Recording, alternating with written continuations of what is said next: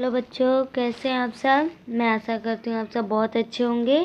तो बच्चों, आज हम लोग अपनी हिंदी फर्स्ट की बुक आनंदिका हिंदी का पहला पाठ पढ़ेंगे। तो बच्चों, आज के पाठ का नाम है सीखो। बच्चों, ये एक कविता है। तो चलिए बच्चों, पढ़ते हैं। फूलों से नित हंसना सीखो, भौरों से नित गाना सीखो। फूलों से नित हंसना सीखो अर्थात हमें फूलों से उनकी तरह हमेशा हंसना सीखना चाहिए और भौरों से नित गाना और भंवरों से गाना गाना सीखना चाहिए। तरु की झुकी डालियों से नित सीखो शीश झुकाना और पेड़ की डालियों से उनकी तरह हमें शीश झुकाना सीखना चाहिए। सीख हवा के झोंकों से लो कोमल भाव बहाना और हमें हवा से सीख लेनी चाहिए। जैसे वो कोमल बहती है, हमें भी उनकी तरह हमेशा कोमल रहना चाहिए। दूध तथा पानी से सीखो मिलना और मिलाना और दूध और पानी से मिलकर एक हो जाना सीखना चाहिए। जैसे दूध और पानी मिलने के बाद अलग अलग नहीं किए जा सकते, वैसे ही हमें भी मिलकर रहना चाहिए।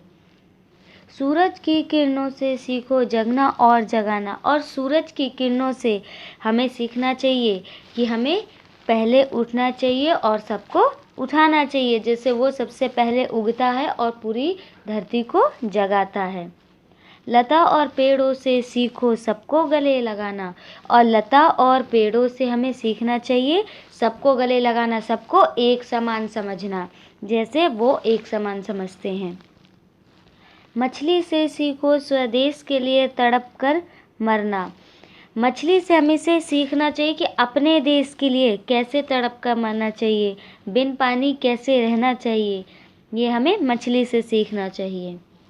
पतझड़ के पेड़ों से सीखो दुख से धीरज धरना और पतझड़ के पेड़ों से सीखना चाहिए कि सूखे पत्ते गिरने के बाद वह नए पत्ते आने का कैसे इंतज़ार करते हैं, अपने मन में हृदय में धीरज रखते हैं।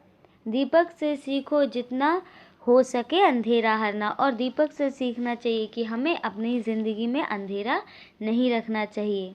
पृथ्वी से सीखो प्राणी की सच्ची सेवा करना और पृथ्वी से हमें पृथ्वी की तरह ही सच्ची सेवा करना सीखना चाहिए। जैसे पृथ्वी हमारे लिए बिन कुछ लिए सब कुछ करती है, हमें भी उनके लिए, बाकियों के लिए बिन कुछ लिए ही करना चाहिए।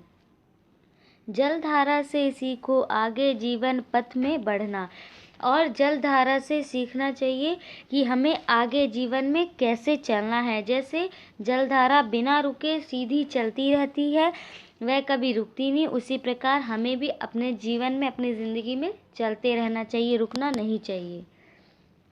और धुएं से सीखो हरदम ऊंचे ही पर बढ़ना और धुएं से हमें जितना हो सके ऊंचे उठना सीखना चाहिए, क्योंकि धुआं धीरे धीरे धीरे धीरे करके पूरा आसमान छू लेता है। उसी प्रकार हमें भी धीरे धीरे करके अपनी ऊंचाई बढ़ानी पड़ती है, अपने पढ़ाई पे अपने आप को उस काबिल बनाना पड़ता है।